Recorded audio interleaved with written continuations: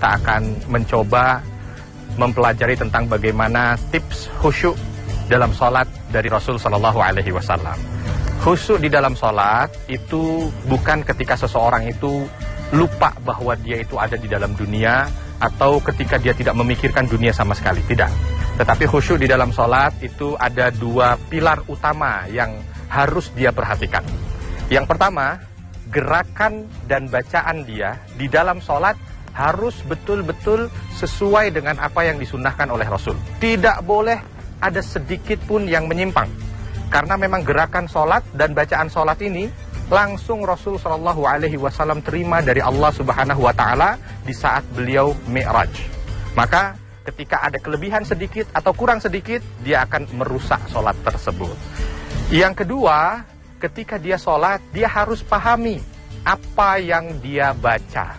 Sungguh miris memang bacaan sholat yang kalau seandainya kita gabung dari takbir sampai akhir itu paling hanya sekitar 3 menit, tetapi banyak dari kita umat Islam di Indonesia bacaan yang hanya 3 menit ini dia tidak paham apa yang dia baca.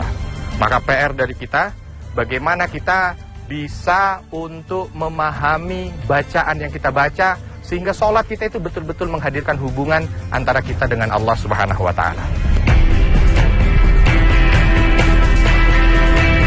Salat adalah salah satu pilar dalam rukun Islam. Pilar yang kedua setelah mengucapkan 2 kalimat syahadat. Salat diwajibkan atas manusia sebagai satu berkah dan rahmat Allah Ta'ala kepada ciptaannya. Utlu ma uhiya ilaika minal kitabi wa aqimis salah. Inna salata tanha 'anil fahsya'i wal munkar wa ladhikrullahi akbar wallahu ya'lamu ma tasna'un.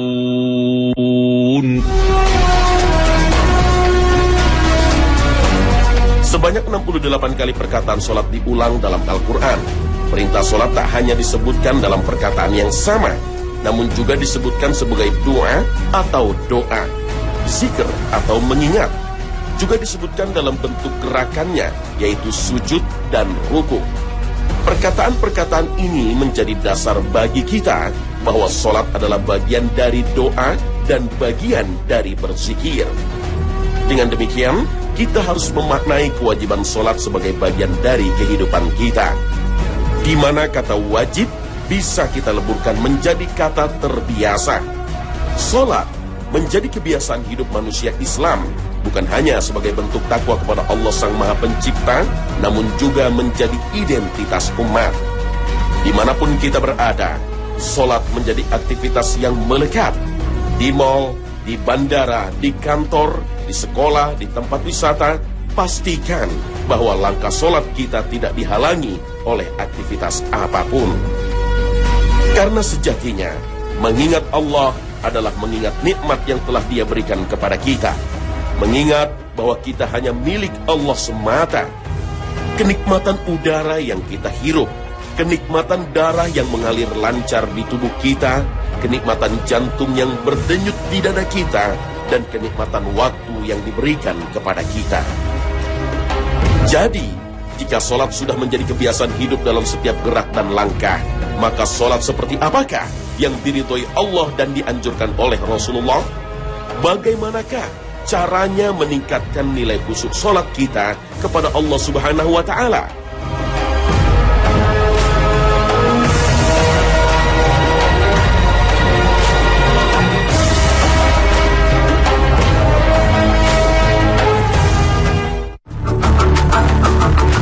Inilah contoh 1 rakaat sholat khusyuk yang dimaksud Rasulullah.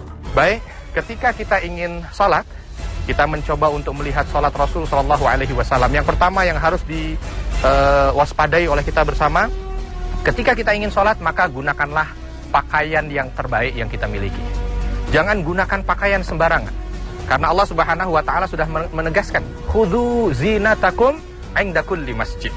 Pakailah pakaian terbaikmu ketika kamu ingin melaksanakan sholat. Itu yang pertama. Yang kedua, sholatlah tepat waktu. Dan yang ketiga, kita coba lihat begini ya, bagaimana gerakan apa yang disampaikan oleh Rasul Shallallahu Alaihi Wasallam. Karena Rasul menegaskan, "Sallu kama ra'aitumuni usolli."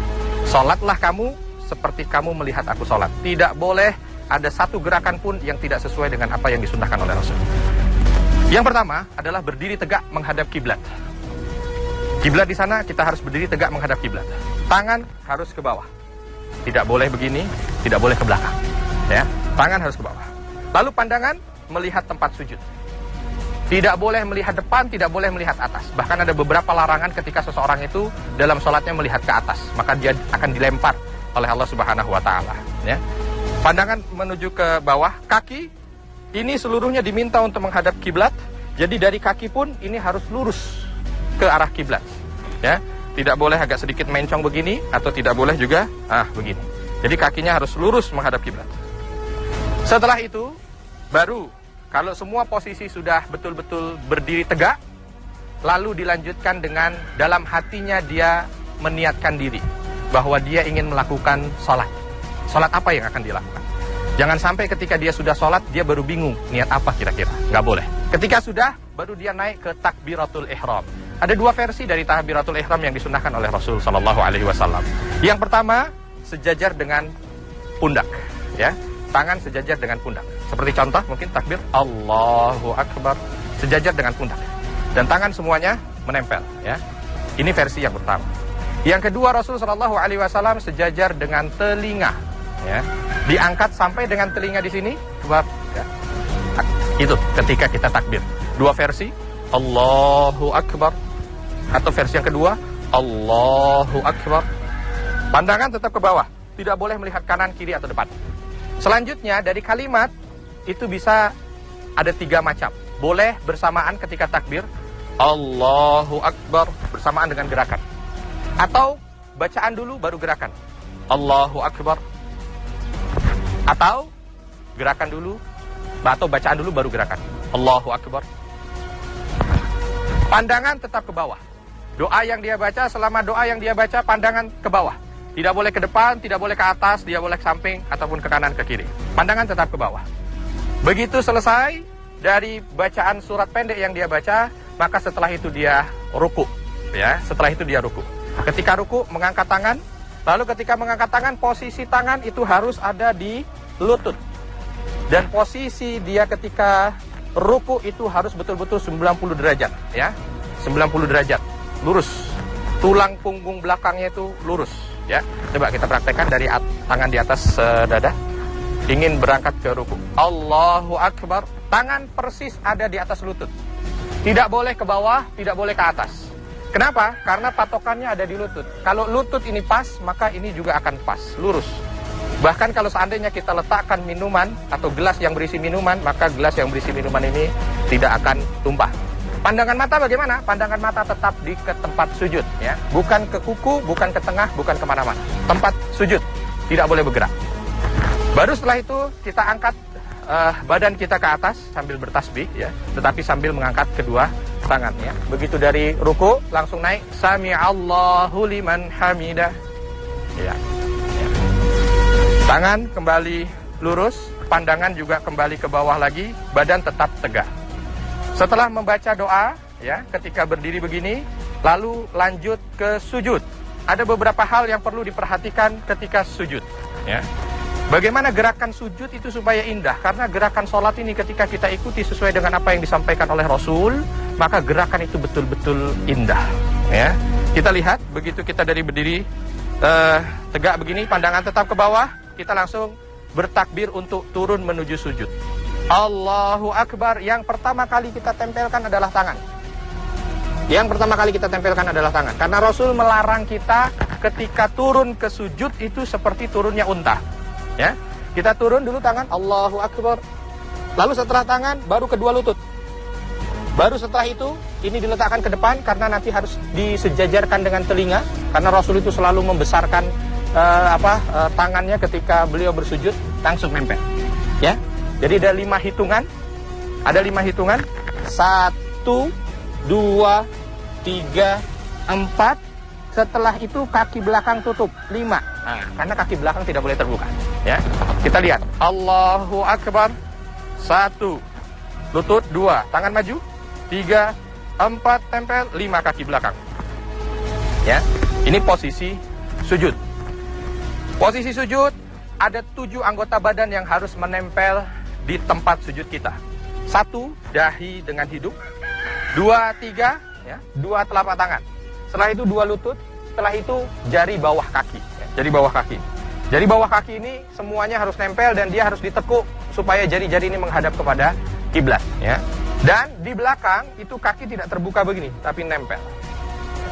Setelah ini dia baca doa sujud dengan tumakninah. Baru setelah itu dia bangun untuk duduk di antara 2 sujud. Allahu Akbar. Iya. Setelah duduk di antara 2 sujud, dengan posisi duduk itu di atas kaki kiri dan kaki kanan ditegakkan, ya. Lalu dia membaca doa di antara 2 sujud dengan tumakninah. Setelah itu kembali ke posisi sujud, ya. Langsung sujud. Allahu Akbar. Ingat, ada beberapa larangan yang dilarang oleh Rasul SAW ketika seseorang itu sujud. Yang pertama, dia tidak boleh sujud seperti sujudnya anjing. Bagaimana sujudnya anjing? Sujudnya anjing itu ketika dia sujud, tangannya ditempelkan ke bawah. Tangannya ditempelkan ke bawah. Ini dilarang. Lalu bagaimana? Dia harus menaikkan tangannya seperti ini. Bahkan Rasul SAW ketika sujud dengan menaikkan tangan seperti ini, kalaupun ada anak kambing yang ingin lewat di antara tangannya, itu bisa lewat. Dan beliau terlihat, ya, bahagian dalam sini terlihat. Jadi ketika sujud beliau mengangkat tangan. Ini jika memungkinkan. Tetapi kalau seandainya sholat jamaah yang tidak memungkinkan, maka disesuaikan saja. Dengan syarat tidak menempel lengannya ini di tempat sholatnya atau di lantainya. Ya. Baru setelah itu langsung kita akan duduk tasyahud akhir, ya. Allahu Akbar. Ya. Duduk tasyahud akhir berbeda dengan duduk di antara 2 sujud atau duduk di tasyahud awal. Kalau duduk di tasyahud akhir, dia tidak duduk di atas kaki kirinya, tetapi dia duduk di atas lantai. Kaki kirinya dia majukan ke depan, tapi posisi kaki kanan tetap berdiri tegak dengan jari-jari ditekuk. Ya. Lalu posisi mata kemana? Ketika seperti ini, posisi mata tetap masih melihat kepada tempat sujud, tidak berubah. Posisi mata tetap melihat ke tempat sujud. Kecuali ketika nanti tangan ini, ketika tasyahud akhir, tangan mulai diangkat, maka mata mulai melihat ke tangan, ya. Mulai mata melihat ke tangan, bukan tangan, telunjuk ini, ya. Ketika kita tasyahud akhir, ya, kita angkat telunjuk kita, maka mata kita yang tadinya melihat kepada tempat sujud berubah melihat ke telunjuk. Boleh dipraktekkan, langsung diangkat telunjuknya. Nah, begitu telunjuk ini diangkat, maka mata langsung melihat ke telunjuk. Dan Rasulullah SAW menegaskan bahwa gerakan tangan ketika orang itu bertasyahud itu jauh lebih ditakuti oleh syaitan daripada pukulan gada dari neraka. Ya. Baru setelah itu, ya, setelah selesai dia bacaan doa tasyahud akhir, maka dia selesaikan dengan salam. Ya, maka dia selesaikan dengan salam. Ketika salam, tangan juga yang tadinya dia sudah posisi menunjuk, dia normalkan kembali. Baru setelah itu salam ke kanan sekali, salam ke kiri sekali. Ya. Assalamualaikum warahmatullahi wabarakatuh. Assalamualaikum warahmatullahi wabarakatuh. Kalau gerakan ini disesuaikan dengan apa yang disampaikan oleh Rasul SAW, maka 1 poin dari sholat khusyuk itu bisa kita amalkan. Tinggal bagaimana kita menyesuaikan doanya sesuai dengan sunnah Rasul, lalu kita menselaraskan apa yang kita baca dengan apa yang ada di dalam hati dan pikiran kita.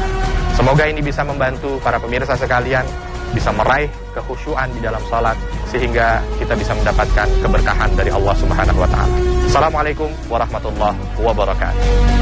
Betapa besar kasih sayang Allah kepada hambanya. Hanya dengan mengingat Allah, Allah janjikan bermacam hal kepada kita. Kasih sayangnya, ridhonya, rizki di dunia dan akhirat, bahkan surganya.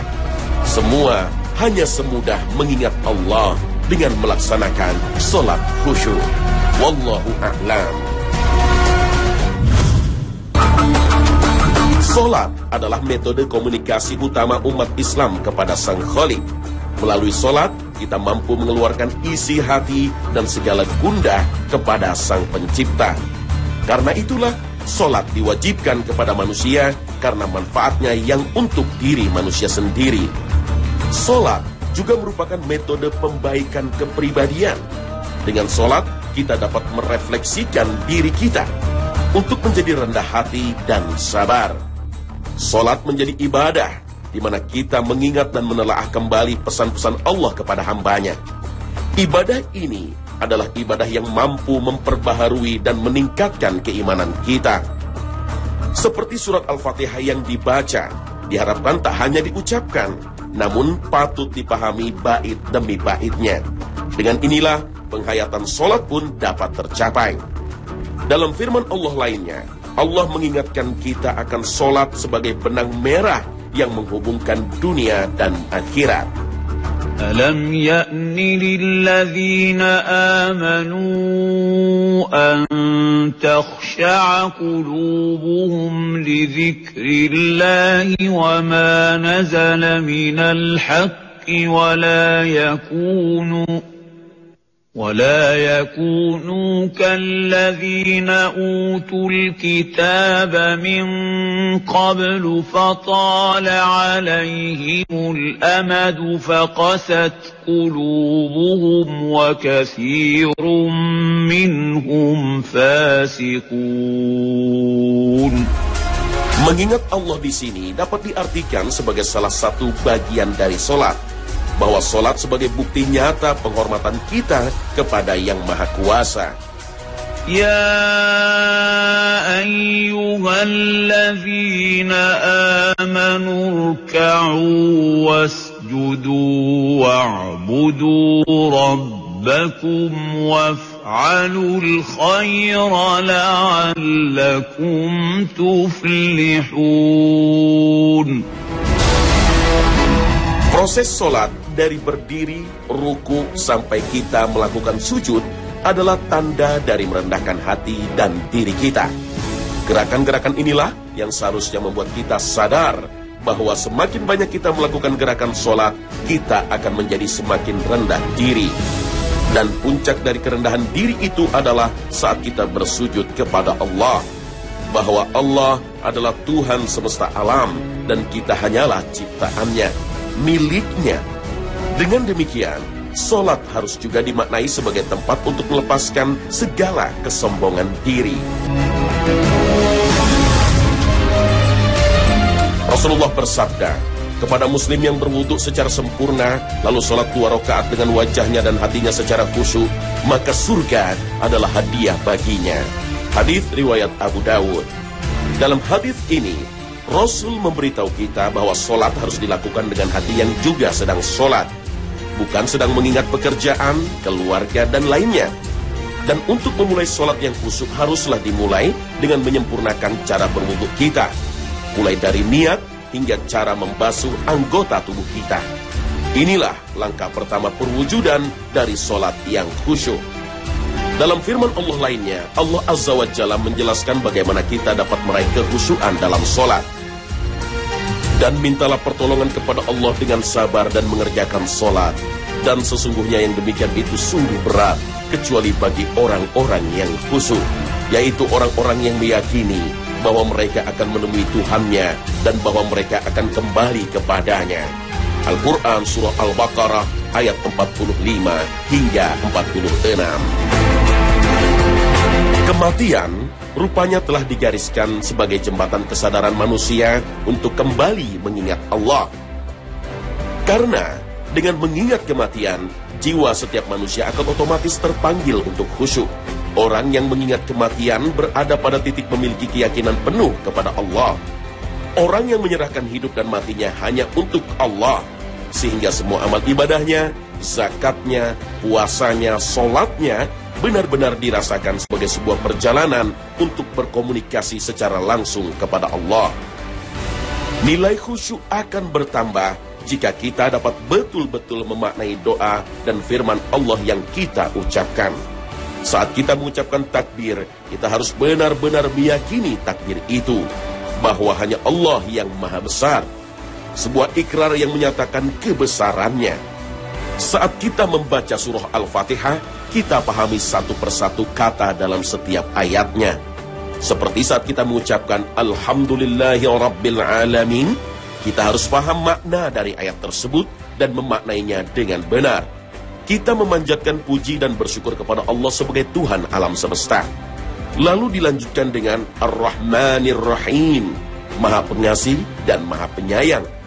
Kita rasakan dalam jiwa kita seberapa besar kasih sayang Allah kepada kita. Maliki Yaumiddin, Raja dari hari pembalasan. Demikian pula dengan setiap ayat lainnya dari surah yang akan kita baca.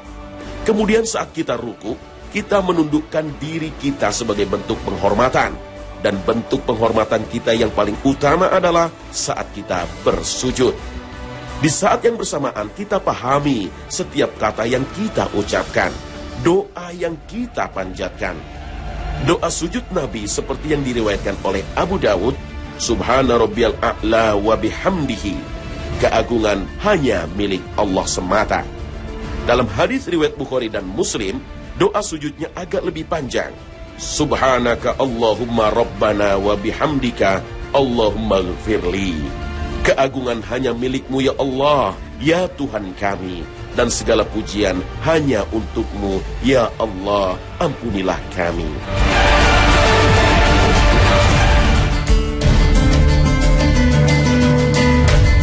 Di antara keutamaan sholat yang khusyuk adalah ditinggikannya derajat kita, baik di dunia maupun di akhirat. Allah Azza wa Jalla melihat manusia dari imannya, sehingga kekhusyuan kita dalam melaksanakan sholat menjadi amalan yang utama agar sholat kita dapat diterima. Mereka bertasbih kepada Allah di masjid-masjid yang telah diperintahkan untuk dimuliakan dan disebut namanya di dalamnya pada waktu pagi dan waktu petang. Laki-laki yang tidak dilalaikan oleh perniagaan dan tidak pula oleh jual beli dari mengingat Allah, dan dari mendirikan sembahyang, dan dari membayarkan zakat. Mereka takut kepada suatu hari yang di hari itu hati dan penglihatan menjadi goncang.